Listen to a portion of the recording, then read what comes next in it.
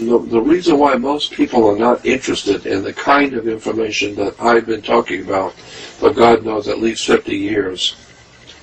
I started doing this back in 1959, and I started going public with my research back in 1980. We know, of course, that we cannot depend on our leaders. Our leaders are misleaders. There is a science that they're following. They have their own agenda, and it doesn't include you. We're talking about 30 years I've been publicly talking about something, and 50 years I've been doing it. But the reason why my work is not as successful as I would like for people to know about what I'm talking about, a lot of people don't know. And the reason why is because my work has nothing to do with basketball, nothing to do with football, or the silly, nonsensical, little childish games that they give us adults to play. So Americans are famous for being infantile. We love to go out and have hamburgers and hot dogs and watch a ball game, and like with the kids. No, you're going out there because you are a kid. You are the kid, and you want to be entertained. So we go watch a ball game. Now, when I was a kid, when families would come over to visit my family, after dinner, the men would always end up in the front room with the cigars and wine and talking men talk, and the women would be out in the kitchen or wherever and talking among themselves. So the children were always told, go out and play, go play ball. I was smart enough even at 7, 8, 9, 10 years old to figure that they want you to go out and play ball. Why? Because they're adults and they want to talk about something adult that they don't want you hearing. And my first reaction was, and I always had problems with this, I would tell my dad, I don't want to go out and play ball. I want to hear what you're talking about. I want to hear what the men, I'm a man, I want to hear what the men are talking about. And it's not for you. This is not, it's on, and my dad would always say, it's on a need-to-know basis. You don't need to know. Go out and play ball. So that's today what our politicians tell us. This is on a need-to-know basis what we're doing. You don't need to know. You go out and play ball. So the way my dad would handle it is that the kids all that were there loved my uncle, my dad's brother. He was great with the kids. So my dad and my uncle would get up and go out and play ball with us. So now, once my uncle and my dad are going out to play ball with, now the kids want to go out and play with the adult. Now it's fun. And about 5 minutes after we're into the game, of course my dad would get tired. He has to go in, and my uncle would, a few minutes later, he had to go in. But the kids are now playing ball, and they're occupied now. And so that took care of that, to get the kids to go out and play ball. Well, the same thing is happening in America. This is why in all ball games, always, the football and basketball, and I don't care, tennis ball and soccer, America loves ball games because we're just a bunch of children loving ball games. But in all the ball games, you will always see movie stars. They will zoom in on movie stars who are there at the game, or the president's there, or the senator is there with his wife watching the game. So it's like, the adults are out watching the game with us kids, And they will have the president go out and throw the first ball. Daddy's coming out to play ball with us, I saw through that crap a long time ago. I don't care who's at the ball game. I want to know what these guys are doing at 2 o'clock in the morning. I want to know what they're doing at 3 o'clock in the morning in their secret meetings, planning the demise of my country and planning the destruction of human freedom. I want to know who these criminals are. I'm not interested to see them at a ball game. I'm not impressed with their ball games. I'm not impressed with them. I'm trying to be a more realistic adult human being, and I don't like being played for a fool. And that's all America's doing, is playing everybody for a fool. It's about time we wake up and find out this ball game is over. That the whole world is coming to the place where they're beginning to awaken to the fact that we've been had. All of us on the earth. It's not just Americans. We're the first ones to go because we were the most ignorant of all. All around the world, people were ill-informed, but America's big time stupid. We don't want to know. We're just having fun. Well, those party days are over. I think all the Americans are beginning to suspect there might possibly be something wrong in America. I think the whole world situation is just incredible. I don't have any words for it. The only reason I'm telling you all of this is because I'm 70 years old and I'm not going to be here much longer. And I just feel it's an idea whose time has come to tell the people what's really going on. You've been had. The whole world's been had, because there is no freedom, liberty, or justice anywhere. In America, it's a favorite saying in America, the judges will tell you there is no justice, there's just us. Well, this is a very important video about a very important subject at a couldn't be more important time for humanity. I'm going to talk about the law, and I know a lot of people just switch off at the thought of all that complexity that we perceive the law to be. But actually, what I'm going to describe is not only very simple, it is a deceit imposed upon the human race, generation after generation, on a scale that beggars belief and defies the imagination. And no, I'm not exaggerating. And I'm just going to set out the basics in terms of a bit of background. There are two different systems of law. One they don't want you to know about, and the other one, they want you to believe it's something that actually it isn't. And this understanding, which is a word that will be relevant shortly, this appreciation of the difference between common law and what is called statute law, all this stuff coming out of governments and institutions and all that stuff, offers a way to disconnect yourself from the impositions of law imposed currently in all the nonsense by governments and its agencies. So before I get into the nitty-gritty, a little bit of background about where statute law, the law of government, actually came from and what it is. So common law is a very simple system of law, which includes basically do no harm. And if you keep within the parameters of do no harm, then common law is all fine and dandy with that. But then there's another set of laws called statute laws. Where did that come from? Well, long ago, the system of law we now call statute developed when countries started trading with each other, and the merchant ships and the sail ships were going around the world, and commerce on a ever increasingly global scale began to emerge. And they developed laws, corporate laws only applicable to corporations in this trading system.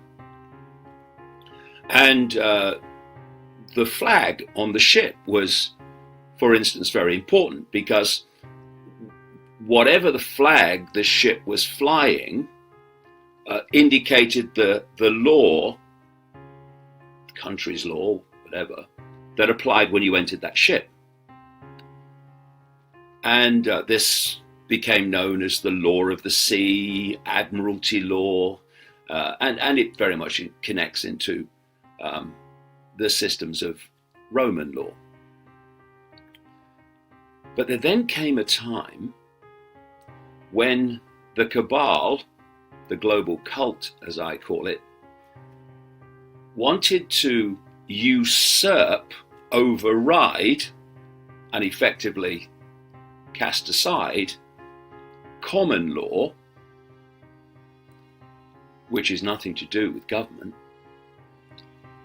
and replace it with statute law, which is the law of contracts. Statute law, what was the law of the sea, has to have two corporate entities, two or more, and they have to contract with each other for one to have jurisdiction over another. There has to be agreement. Well, that is the law coming out of governments all over the world. It's the law of contracts. And if you don't contract with them, and they have any word tricks and mind tricks to make you do so, but if you understand it, you can stop. But if you don't contract with them, these laws have no jurisdiction over you. All become clear in this video as we go through it.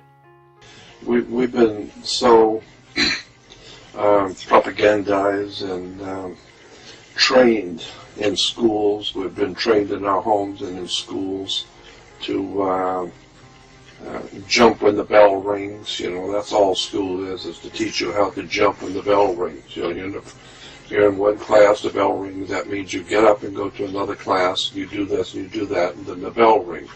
So that's all schools are designed to do, is to teach you how to jump when the bell rings and your masters tell you what to do. And so the same thing is true in our vision. You know, the Bible scripture that says where there is no vision, the people perish. That's what's happening with the world. That scripture is really interesting. It says where there is no vision, the people perish. And then, of course, in the New Testament, it also has Jesus saying, many will look with their eyes but not see. So that has always been a problem for thousands of years. The great mystics and the great religious writings and teachers have always talked about how people do not see things.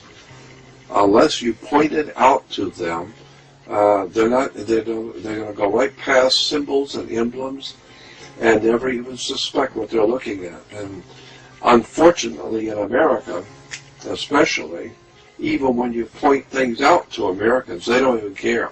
They don't see any value in it, in knowing about such things.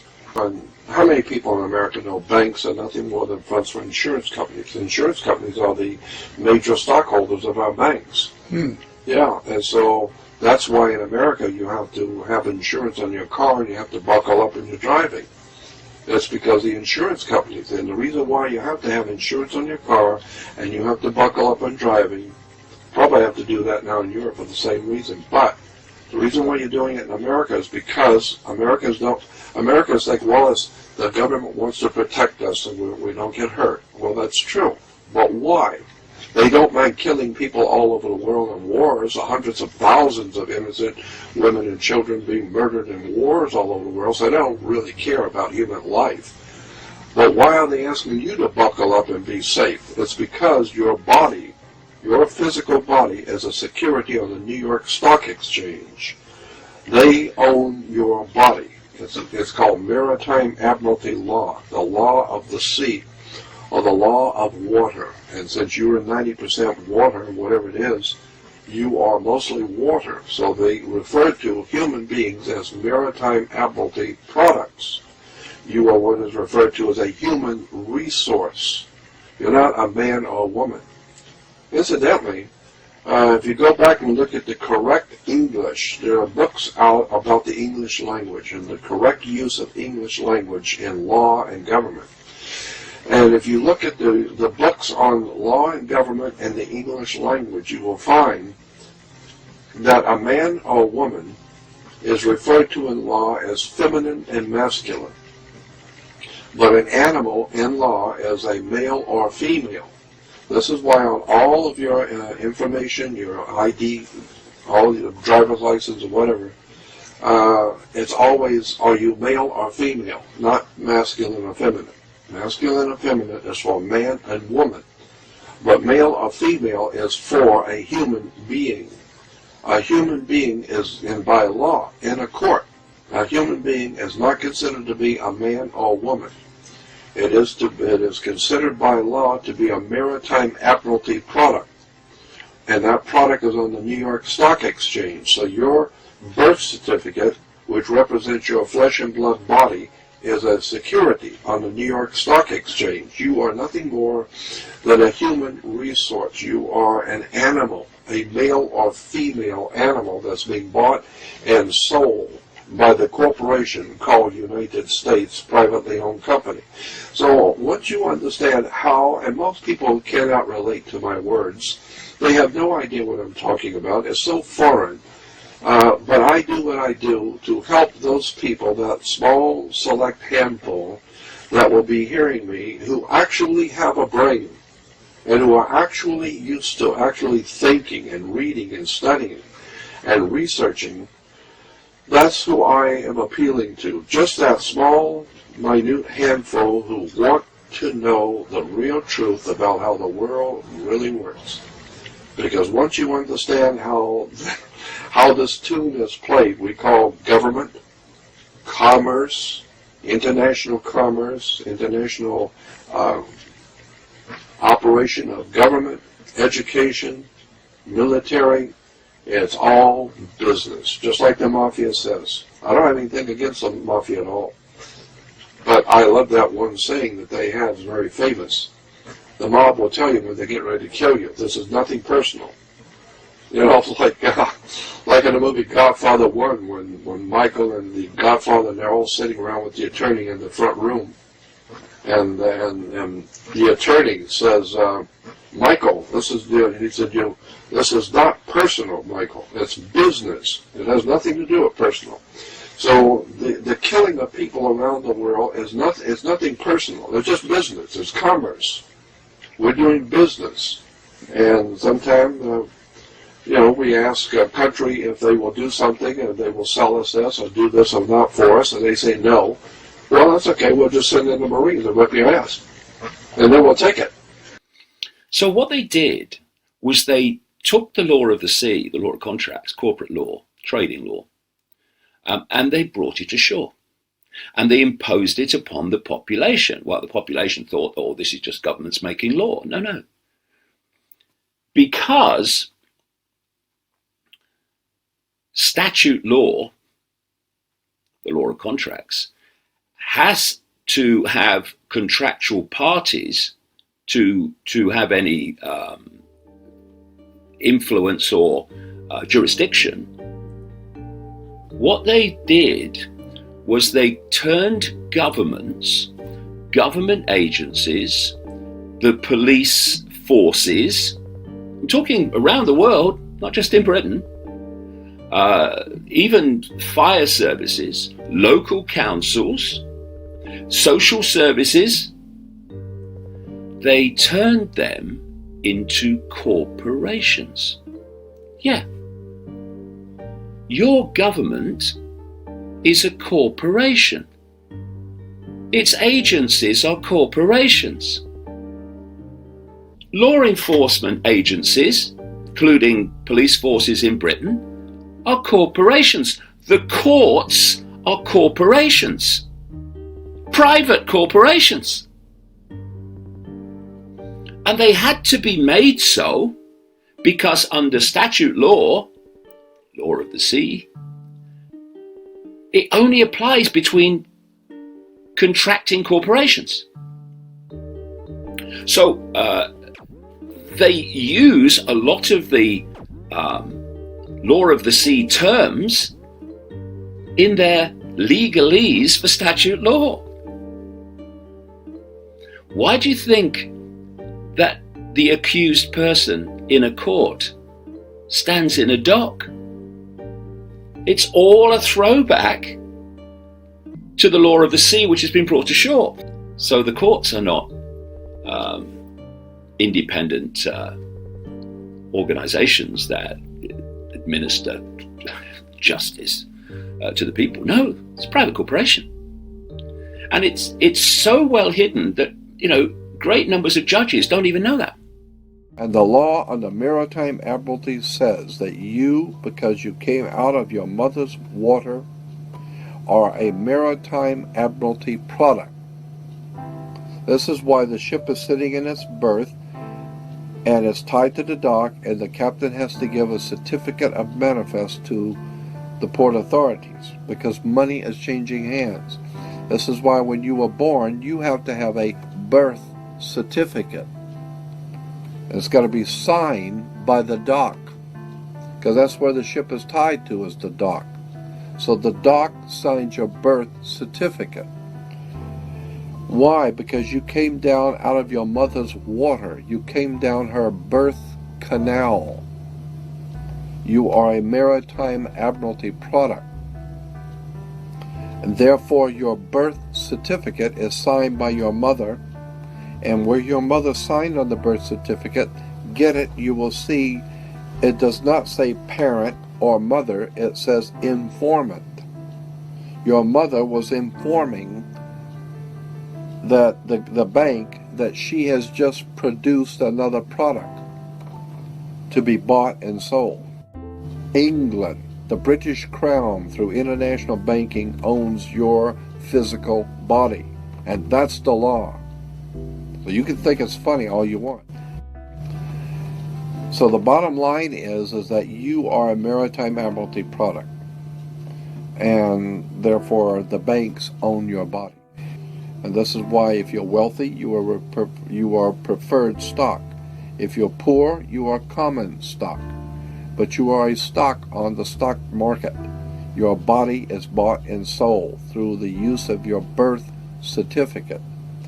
And if you could get your original birth certificate back, you would find that on the back of the birth certificate are all the banks around the world. All over the world, banks have used your birth certificate because you are a stock in a Maritime Admiralty banking scheme where you make money for banks. So consequently, the corporation and government and people who want to control you, they create a second you, and that second you that they control, that they created, is all capital letters. Check it out. Anytime you get a bill, you get a lawsuit, you get a fine, a ticket, somebody sends you a bill from the Department of Water and Power, check it out on your driver's license, on your Social Security card, on your insurance cards, anything, period. Anything having to do with business, your name will always be in all capital letters, because only all capital letters can be dealt with by banks and government. Anytime you have a name upper or lowercase, that applies to you. I got no control over you. You sign a contract in which your name is in all capital letters, now I can take you to court.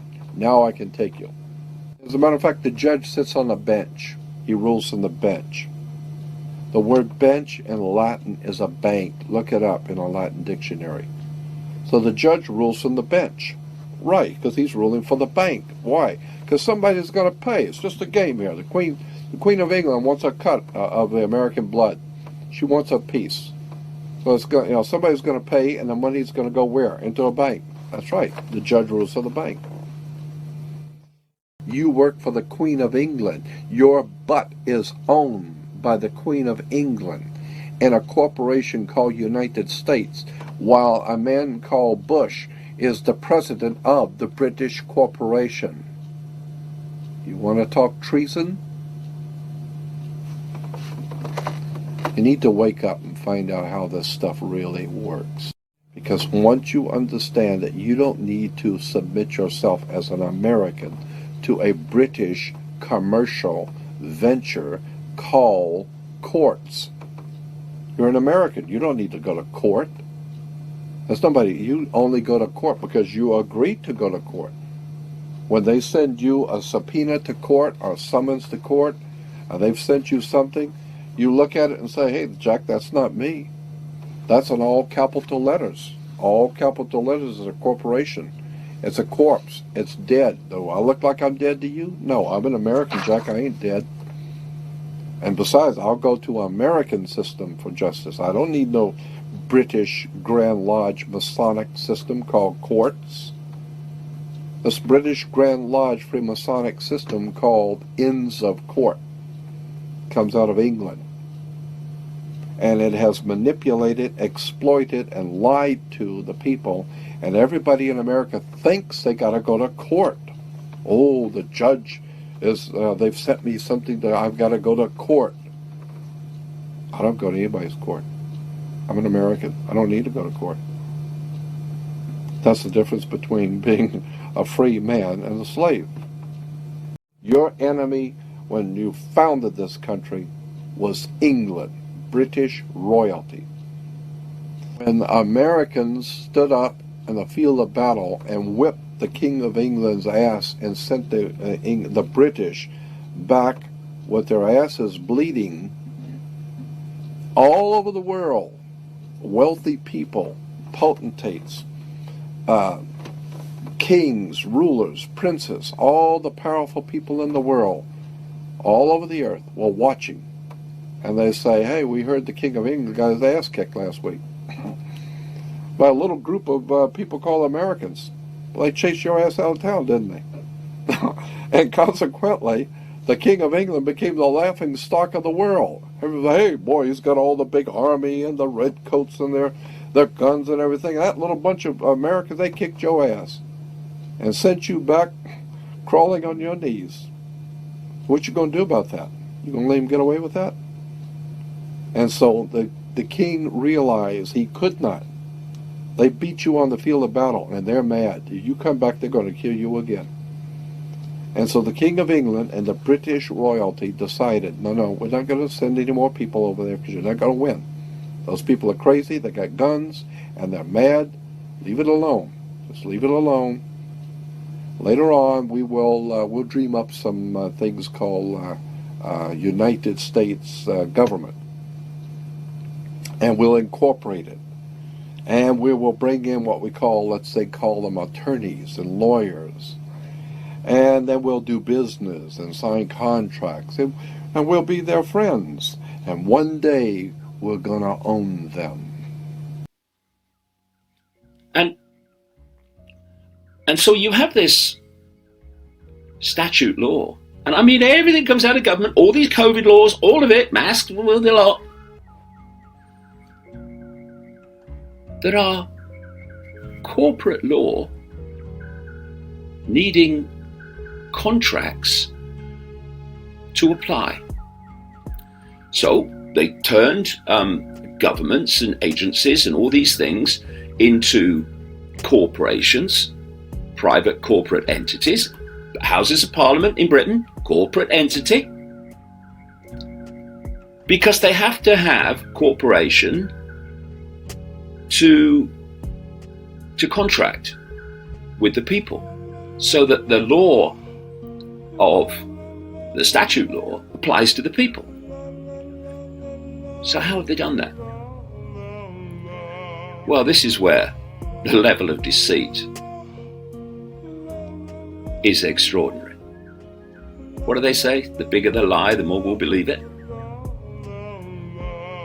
You are born a living, breathing child who develops into a living, breathing man or woman. Okay. Well, that's bloody obvious, isn't it? Ooh. But a living, breathing man or woman is not a corporate entity. Therefore, statute law coming out of governments and its institutions cannot apply to a living, breathing man or woman, because it's not a corporate entity. So there's no contractual basis. So this is what they do. When you take out a birth certificate on your child, the government creates a fictitious corporate entity in your child's name, and it goes on for life, with little tricks. So, okay, my name is David Vaughan Icke. That is the name given to the living, breathing man. They create these fictitious corporate entities in our name by putting Mr., Mrs. in front of them. So my fictitious corporate entity will be called Mr. David Vaughan Icke.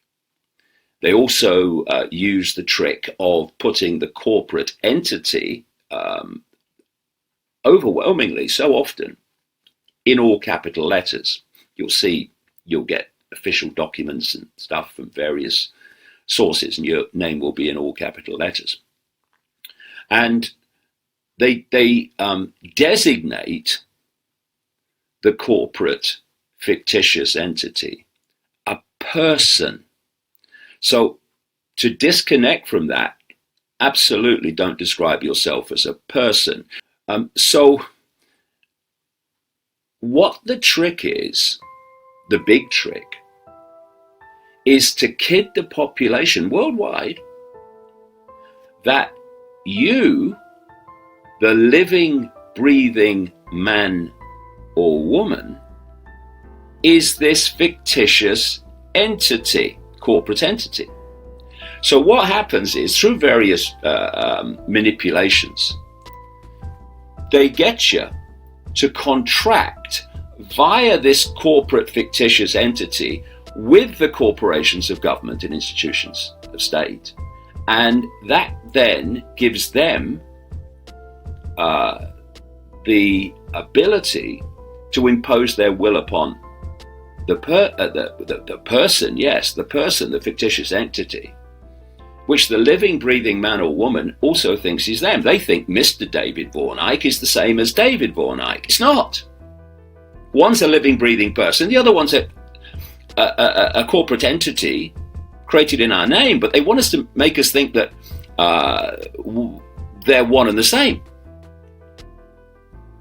Police officers. They overwhelmingly, the ones you interact with, will have no idea that they're actually administering corporate law, which requires a contract with whoever they're trying to impose their will upon. They won't know that. But they're given a spiel when they're laying out charges or laying out offenses. They're given a spiel. They don't know why. You go up the hierarchy, they know exactly why. Because of this. Phrases that are used in the course of conversation by the population that have a certain meaning to them have a very different meaning in legalese. See, this is another difference. Common law is lawful. Statute law is legal. These are different terms having different meanings. So you have all these law dictionaries which give all these different definitions for all these different phrases in legalese, but to the population they mean something else. I'll give you an example. When a police officer is telling you what you've done wrong and what you're going to be charged with or whatever, they'll say at the end, invariably, because this is the spiel, do you understand? Now, to us, of course, it means, do you comprehend what I've just said? That's not what it means in legalese, in the terms of statute law. What do you understand means is, do you stand under me? Do you acknowledge my, basically my power over you? Do you contract with me having power over you? Do you stand under me?